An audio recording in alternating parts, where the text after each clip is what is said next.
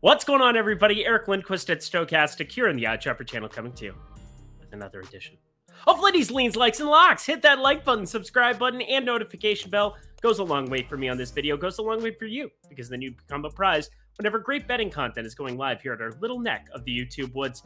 My God, the Jalen Brunson play was a smash. Took the over on that, 25.5 points. It was just an absolute crazy start for him. He had over 30 in the first, 25 minutes of that game that he played. Absurd stuff. Over on the threes as well for him. What I'm sweating right now is this Nikola Jokic triple-double. He currently has had 8 assists for like the last 5 minutes of this ball game. There's 2:30 left, so I hope I see in the comment section below when I get done that Nikola Jokic got that triple-double, because that would be 2 massive plus money locks that came through from the get-go. But either way, the Jalen Brunson play went a long way for me. Hopefully it went a long way for you. And DraftKings, that's where you want to sign up. If you want to say, hey, Eric, you're the best, hit that like button, of course. But also take advantage of DraftKings. This really doesn't do anything for me. It does everything for you. You bet $5, get $150 in any sport when you win that first bet. So we're going to find the biggest favorite we can in college basketball. That's what worked out yesterday. South Alabama versus Hartford. What a time to be alive. But you're going to bet $5, win yourself $150 when that first bet wins. So I've got a college basketball play for you later on in the program. We'll get to that. But Monday, so far so good. Oh, LaMelo Ball assists, easy money. Come on, fam. I don't know. A little bit of that for everybody involved. But either way, check out DraftKings. And if you have a gambling problem, please call 1-800-GAMBLER. Alrighty, 5 games, Tuesday. Let's get it going. I don't know why I did it like that. Let's just get to the picks. We start with Magic and Raptors north of the border. Magic, hello. You're on a back-to-back. Cole Anthony got surprisingly scratched on Monday. So that's something to pay attention to for props. But otherwise, I mean, whatever. We've typically seen most of their young core on these back-to-backs play. So nothing drastically different here unless told otherwise. But Toronto looks to be a little bit more injury inclined here. No OG Anunoby still. Gary Trent is questionable, as is Precious Achiuwa. Tons to navigate in this spot, but we saw one hell of a starting lineup last game. Fred VanVleet at the 1, Scotty Barnes at the 2, Pascal Siakam playing the 3. Dude was center at the beginning of the season, moving over to the 3. Precious Achiuwa at the 4, and Jakob Poeltl at the 5. They're apparently just going to play 5 centers when it's all said and done. Can we put Fred VanVleet on stilts? That'd get it done. But a gigantic starting lineup, reserved maybe for certain teams, but Orlando does feel like another team. They could roll that 5 out once more if there's no Gary Trent. In other words, good luck predicting rebounds, because I just want to short everybody at the same time, but not like books don't see that starting lineup too. Just saying, something I'm looking at. But I made a mistake on Monday as I leaned towards the Magic plus 5.5, and I should have just liked it. We've been talking about them constantly. They have been a source of smash fest for us, and not necessarily just winning games that they shouldn't, because they've done that a lot of late, but just being competitive in some of these spots. Plus 5.5, I think regardless of the outcome.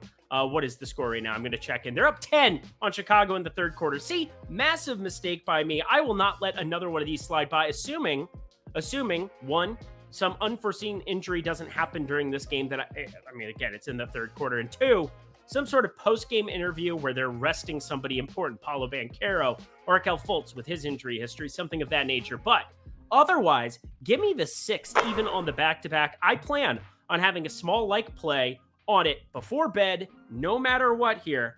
But I might have to hit it up again in the afternoon as my card firms up, if indeed nobody's resting for the Magic. And maybe you get that Gary Trent and Precious Achiuwa news to go your way. But this Magic team, they've been killers for us of late. Let's get back on the bandwagon here. Plus 6, Orlando side. Woo, that looks tasty. This game looks awesome on paper. Celtics heading to Milwaukee to take on the Bucks, but this game is actually dog doo-doo. And why? Well, Jason Tatum is doubtful. That is news. Put him on the shelf with no Jaylen Brown, no Marcus Smart, and a questionable Robert Williams. Yeah, this game has punt before the All-Star break written all over it, especially with the Bucks' big 3 back to full strength here. So I'm saying this right now. I am leading their side for sure. And do not be shocked if this spread opens into double digits. In fact, I'll be happy to play it at any single digit number, period. So you can lock that up if that's the number that drops. But I'm warning you, it's going to be ugly. I understand it's a marquee game. It was supposed to be a marquee game, but they're going to have nobody that can really handle this Bucks big three. Get ready for a lot of Sam Hauser in your life. Yeah? You ready for that? Sam Hauser leading the team in usage alongside with Malcolm Brogdon. Oh, it's going to be awful. Best of luck to everybody there on the Boston side. You're going to lose by a lot. Milwaukee money line, that's my lean, but I would love to see a number first. And here's your college basketball play that I promised you. Look at it. Toledo is a 16-point favorite going up against Miami, Ohio. Minus 1,600 on the money line to bet Toledo going up against Miami. Not the good Miami, the colder, much more ridiculous in Ohio, Miami. I know their mascot's a red bird, but either way, they're going to lose. They're going to get murdered by Toledo. If you want to take advantage of that, bet $5 on them. Get yourself $150 in bonus bets right now when you get that W across the board. So there you go. Take Toledo on the money line, $5. Get yourself $150. This is only if you're 21 and over. And if you have a gambling problem, please call 1-800-GAMBLER. Alrighty, y'all. Back to the NBA picks. Those are my streets. This is probably the game I'm weirdly looking forward to the most of the night. Kings at Suns. Sacramento only has Malik Monk out. Suns waiting on Kevin Durant to make his debut. He'll be taking his time, though. Patience, Iago. But this 234 total looks hefty. It's about perfectly appropriate due to the Kings' presence. First in adjusted offensive rating, 25th in adjusted defensive rating. So they're really good on one end, which is the scoring end, really bad on the stopping other teams from scoring end. And I do expect the Suns' defense to take a step back with the departures of McCall Bridges and Cameron Johnson. In fact, that wing defending could be a legitimate problem come playoff time. Something you never had to worry about with them before, as Bridges plus Johnson plus Jay Crowder when he was there were just ridiculous. No more. And that makes me pretty interested in overs here, as I don't believe the books are as concerned about the Suns' defense as I am. They're going to go outscore fools like crazy when Durant's healthy. That's for damn sure. But Durant, not there. Still no defense that's there. And I'm squarely on the Kings side and the over. In fact, I like a combination play of the two, which you shouldn't be getting carried away with, but I think correlates nicely with potential props I'm interested in for all you single game parlay people. All you parlay people. Yeah, let's ride with it. Sacramento money line is currently plus 135 on DraftKings, which I think is probably the best money line play on the board at the moment. Let's just throw that together with the over, as Sacramento can score. Devin Booker can score, that's for sure. Should be a fun one. I expect points. I expect Sacramento to find a way. Plus, that's just good value. Like it on both of them. Thumbs up. Some back-to-backs to round out the night. That's why you're seeing a lot of NAs. No lines out. I'm just saying. Clippers, they get the pleasure of the Warriors on the second leg of a back-to-back. And by, the Warriors are the ones playing the second. They haven't even started their game yet. But you should realize by now that Steve Kerr loves to rest his players on second legs of back-to-backs. With Steph Curry out, though, and a deep desire to win basketball games to actually keep forward momentum to try to get to the playoffs, I think it'll happen less frequently coming down the home stretch. But on the road versus the Clippers in a prime spot, I could see them sit everybody here. Plus, the Clippers, 100% healthy. They added Mason Plumlee, Eric Gordon, who did not entirely suck. They're getting up there in age, both of those guys are, though. But how do we not rock the Clippers money line here? How do we not lock it, in fact? In fact, I retroactively want to lock this with the Bucks money line, even though neither are out yet. Can I do that?